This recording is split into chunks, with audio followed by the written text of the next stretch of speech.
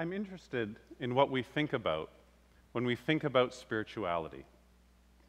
For most of us, when we think about spirituality, we think that the spirit is behind the material, or inside this stage somewhere, or around the corner, or above this roof line, or somewhere where we can't see it. If the spirit is invisible or intangible, we have to put it into physical form somehow, or we wouldn't be able to see it or talk about it like we are today. Here, for example, is an image of the Buddha in India. Here is the Buddha in China, in Japan, and this one with a hooked nose is Nepalese. Isn't it interesting how we have to give physical form to the Buddha? Somebody had to decide what his hands should do, where his eyebrows should be, and at some point someone had to decide what posture he should sit in. What's also interesting about these images of the Buddha that we're all familiar with is that they're actually Greek. When Alexander the Great invaded India, he had his sculptors give physical form to the singular image of the Buddha that we're all familiar with. Here's an image of the Buddha before the Greeks started sculpting his face and hands and eyes and feet. What's interesting in this image is there's no person there, just a rock in an empty cave. All of my friends have Buddhas in their homes now. Zen has become an acceptable way to furnish your house. Victoria and David Beckham have a 4-foot golden Buddha in their living room. And if that's not postmodern enough, there's a temple in Thailand with a golden statue of David Beckham.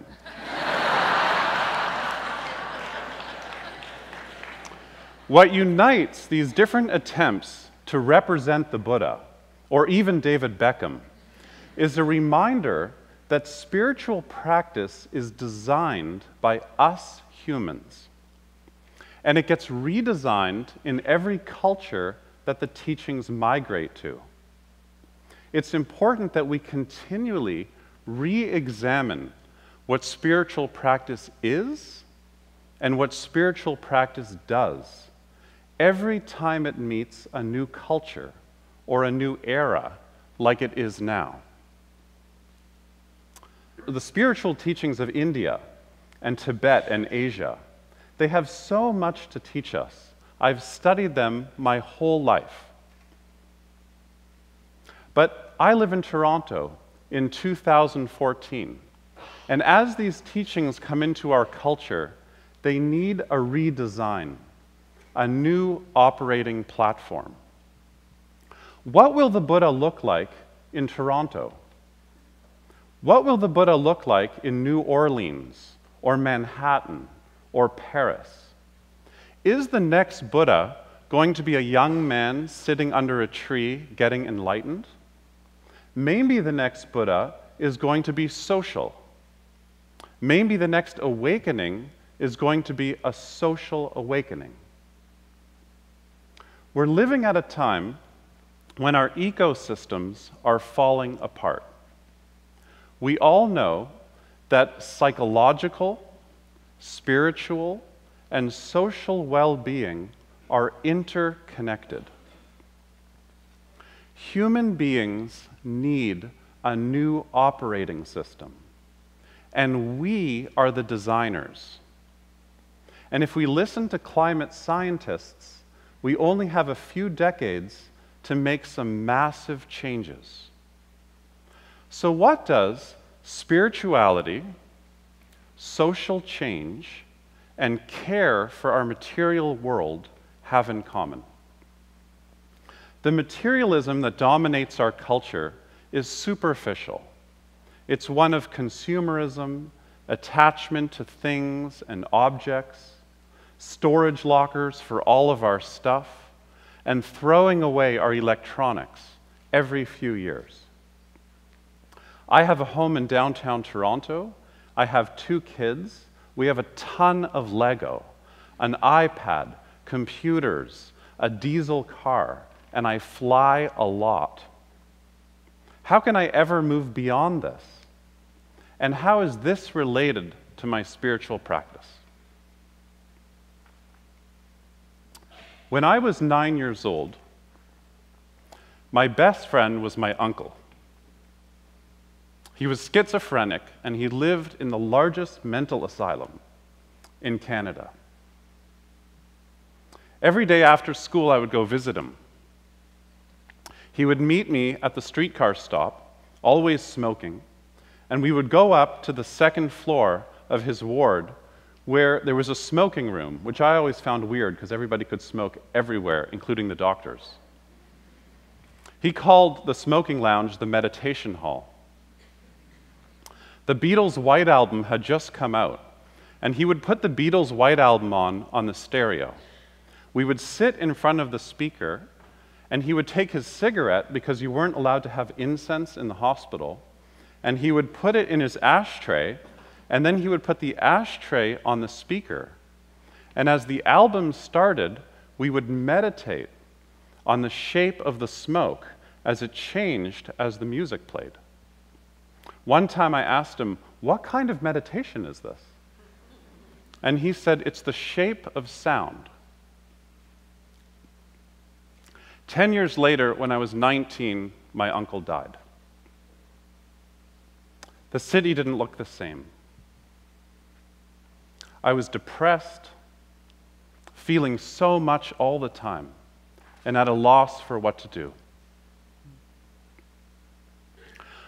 I just wanted to take a break from the city and leave the material world.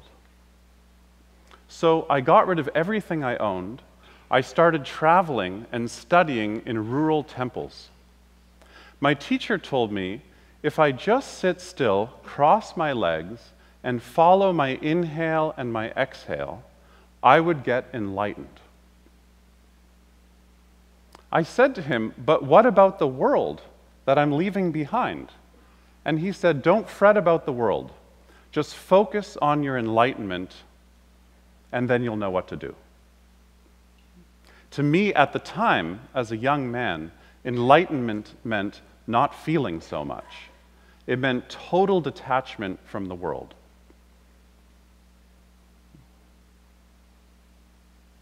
But deep down, I was still attached to the world. Deep down, I wanted to become a monk, and I wanted to get enlightened, but I also wanted to have a family. I wanted to be a father. And being a father meant I was going to have sex again. And deep down, I really wanted to have sex again. Deep down, I was also upset that we were ruining forests.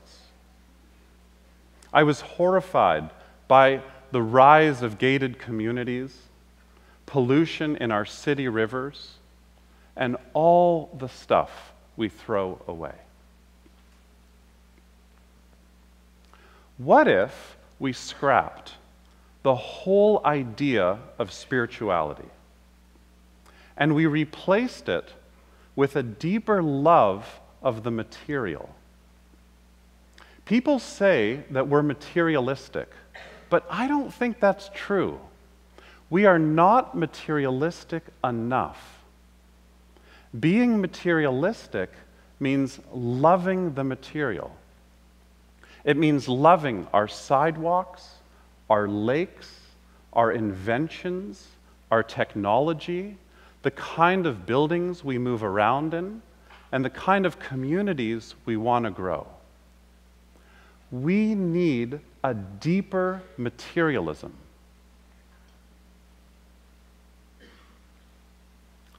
I'd like to take the term spirituality and put it in the compost. Terms like spirituality and enlightenment seem to take us up and away from our experience.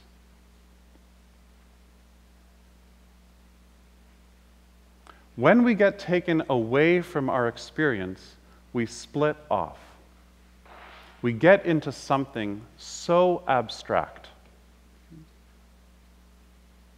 Fish and rivers and lakes, they don't need our abstractions. they need our actions. There are two ways that I see this deep materialism already coming to life in our culture. First, the astronomic rise of yoga is something to behold. There is a yoga studio on every corner.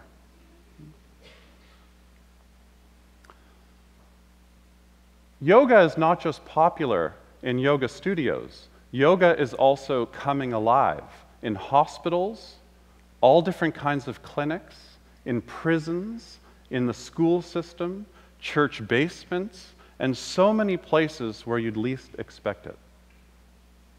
I think the rise of yoga is due to the ability of yoga to sidestep spiritual theology, while at the same time helping people fall more deeply in love with the muscles of their body, the way the respiratory diaphragm moves when we breathe, and how doing this mindfully settles our minds. In fact, the Sanskrit word yoga means intimacy. Yoga is a practice of becoming more intimately connected with our moment-to-moment physical experience.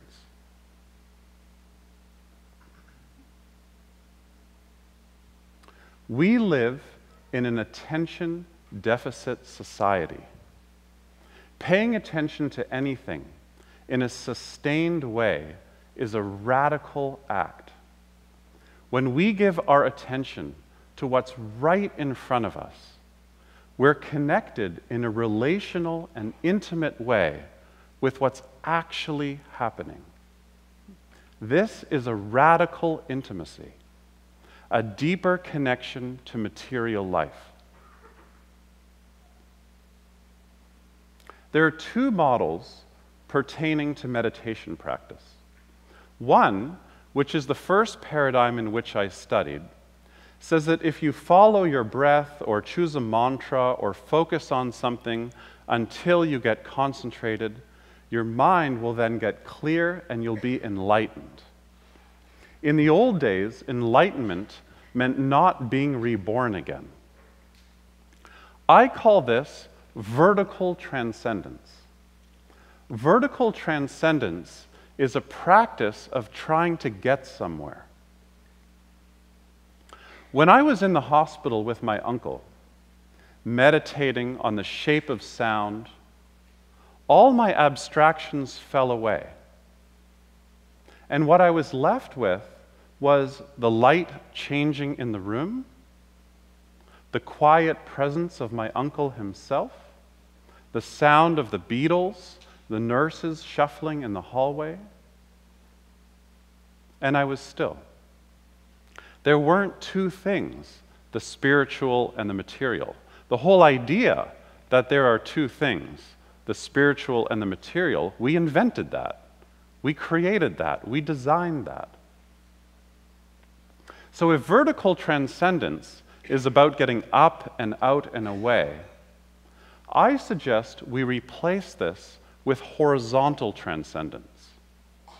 Horizontal transcendence is about waking up not by going up and out, but through and in relationship. Relationship is the key to a deeper materialism. The other example that I want to point out are farmers' markets. What's going on with farmers' markets? If you want to find joy in the city, just go to a farmer's market. I'm as interested in farmers' markets as I am in the growth of yoga studios. People think that they're going to the market to buy groceries for dinner, but I think there's something much deeper going on. I think they're participating in horizontal transcendence. They're connecting with something much deeper and much bigger than their individual atomized lives. A farmer's market is nothing but a series of relationships, just like the body and just like yoga. the farmers in the fields, the community supporting their work, everybody outside, the rural becoming urban, and the urban supporting the rural. So let me sum up these strands. Every Abrahamic religion has as its goal a personal union with what's eternal, with what doesn't change. What I'm suggesting is that this overlooks and overshoots what's right in front of us, what is us, what makes us. What we need to wake up to is this. And this is not pure, it's changing, it's unreliable, it's impermanent. And we need to learn as a culture how to carve a life out of this. The old model, the one that I want to compost, is a model of vertical transcendence. It's an outdated model of trying to get up and out of here. A deeper materialism is a model of horizontal transcendence. It's a practice of not going up and out, but waking up by going sideways. Relationship is the key to this deeper materialism. Deeper materialism is also another way of talking about love. It's a love that includes urban planning, technology, trees, rivers, and this amazing city. It's a love that begins with the recognition that when we look deeply into the physical world, all we find are relationships. And relationships are what nourish us. We are made of each other. I've had two teachers. The first is exactly what you would expect: a monk in a monastery with robes and very little connection to family. He said, sit down, focus on your enlightenment, and just get enlightened. So I did that for 15 years. The second teacher I had was a Zen teacher. She lives in New York City. One day I said to her, "What is your spiritual practice?" She looked me straight in the face and said, "Manhattan." Thank you.